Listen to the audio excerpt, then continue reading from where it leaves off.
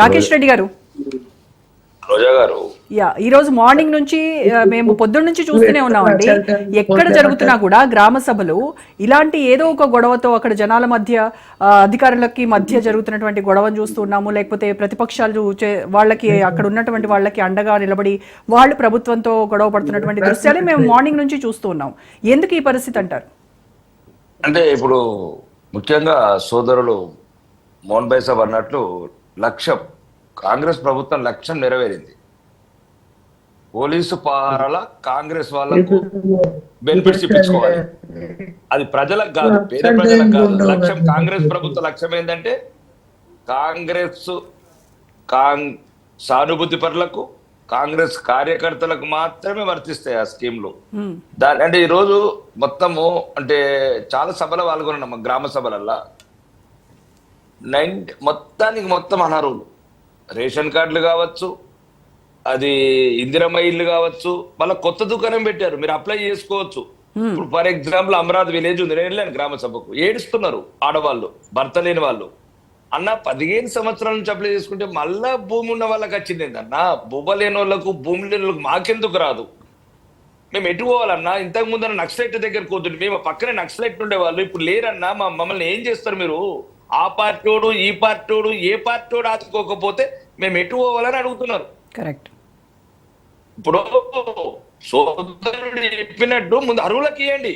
భూమి లేనోడికి, భూమ లేనోడికి కాటిమంటే 3 ఎకరాల మాగానున్నోడికి, 5 ఎకరాల మెట్టున్నోడికి, 50 లక్షల ఎకరం ఉన్నోడికి కారట్టిస్తారు.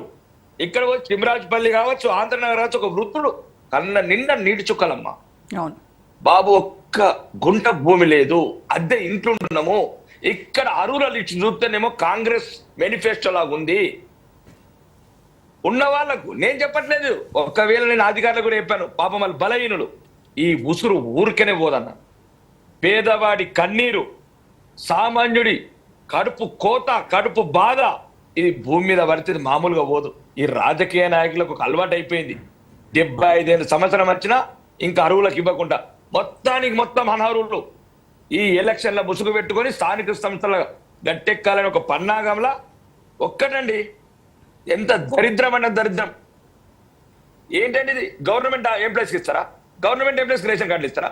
ఇవాళ నేను అడుగుతానే ఏమేమంటారు, లేదు ఇంకా అప్లై చేసుకోవచ్చు అంటే ముందు ఉన్నవాడికి ఇచ్చి లేని వాడికి మళ్ళీ 20 ఏళ్ళకి ఇస్తావా? అంటే ఇంకా కొన్ని చోట్ల అయితే రేషన్ కార్డు ఇంట్లో ఇద్దరికి.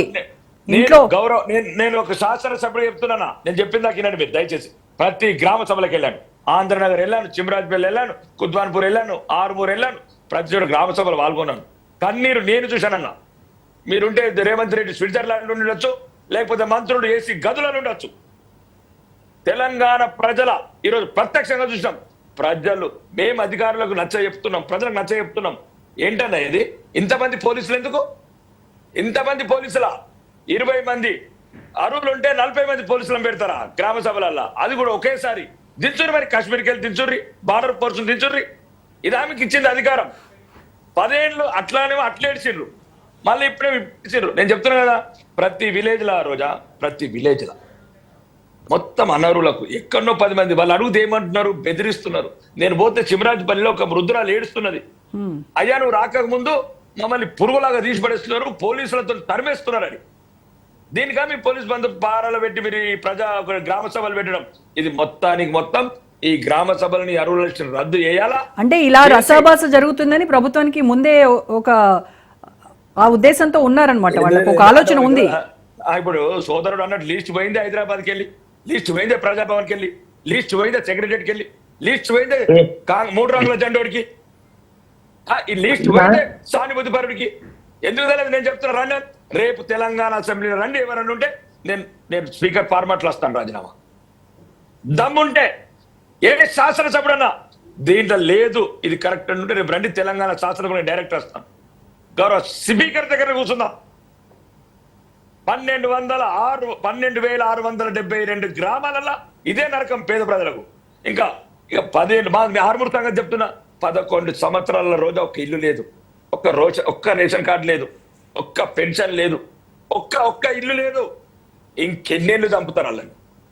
1,38,000 కోట్ల అప్పు, 2,40,40 కోట్ల ఆదాయం, 3,72,000 కోట్లు ఎటువా? 372 కార్డులు లేని వాళ్ళు పెద్ద పెద్ద మాటలు మాట్లాడతారు. ఇది ఒక్కనే చెప్తున్నాను రోజా, ఈ ఉసురు ఊరికనే పోదు. పేదోడి కన్నీరు, ఈ పేదల ఉసురు తగిలి తగిలి తగిలి ఒక పరిపాలన అంతమైంది. ఈ పరిపాలన కూడా తొందరలోనే ప్రజా ఆగ్రహం చెందకూడదు. ఈ పేద ప్రజల ఉసురు తగలదంటే ఇమ్మీడియట్లీ ఎఫ్ఐటి బెనిఫిషియరీ లిస్ట్ ఎఫ్డీని రద్దు చేయండి. మళ్ళా మీకు చేత కాకపోతే మేధావులు ఇంటలెక్చువల్స్ కాకపోతే మీ ప్రభుత్వం మీద ఎటువంటి నమ్మకం లేదు ప్రజలకు, అవసరమైతే ఆ స్టాలిన్ ప్రభుత్వంలో అధికారం తెచ్చుకోండి, లేదు మీ కర్ణాటక అధికారం తెచ్చుకోండి. వాళ్ళన్న కొద్దిగా బయామీడియాగా నిజాయితీగా పనిచేస్తారు. ఇక్కడ ప్రతి ఒక్కరు గుర్తు పెట్టుకుని సెలక్షన్ చేస్తున్నారు. ఇది మంచిది కాదు సమాజానికి. నేను ఒకటే చెప్తున్నాను రోజా, ఈరోజు తెలంగాణ ప్రజలు ఏడుస్తున్నారు. మీరు అనుకుంటున్నారు ఒకళ్ళు ఉసురు తగిలిపోయిపోయిండ్రు. ఈ ఉసురు మళ్ళీ పేదోడు తగలలేకండి. ఇప్పుడు సోదరుడు అన్నట్టు మెతుకు ఆనంద్ అన్నట్టు 6,40,000 రేషన్ కార్డులు ఇచ్చుడు కాదు, అందులో 5,90,000 కార్డులు రేషన్ కార్డులు తీసేసారు. ఎంటైర్ మొత్తం 10 ఏళ్ళు ఇచ్చింది కూడా 45,000 కార్డ్స్ వేస్తాం. మీరు మొత్తం 6,40,000 కార్డులు ఇస్తే 5,90,000 కార్డ్స్ తీసేసారు. కానీ నిజంగా చెప్తున్న ఈరోజు ఒక శాసనసభ్యుడిగా సిగ్గుపడుతున్నా, తెలంగాణ రాష్ట్రంలో ఉండడానికి సిగ్గుపడుతున్నా. 10 లక్షల కోట్లు అప్పు చేసి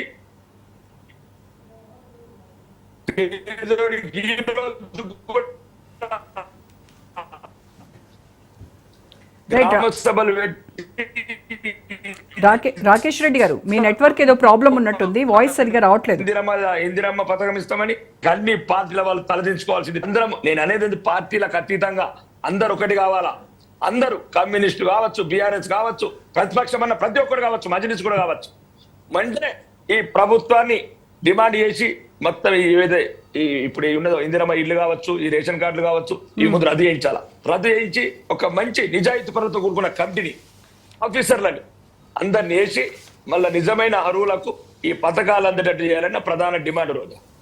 రైట్.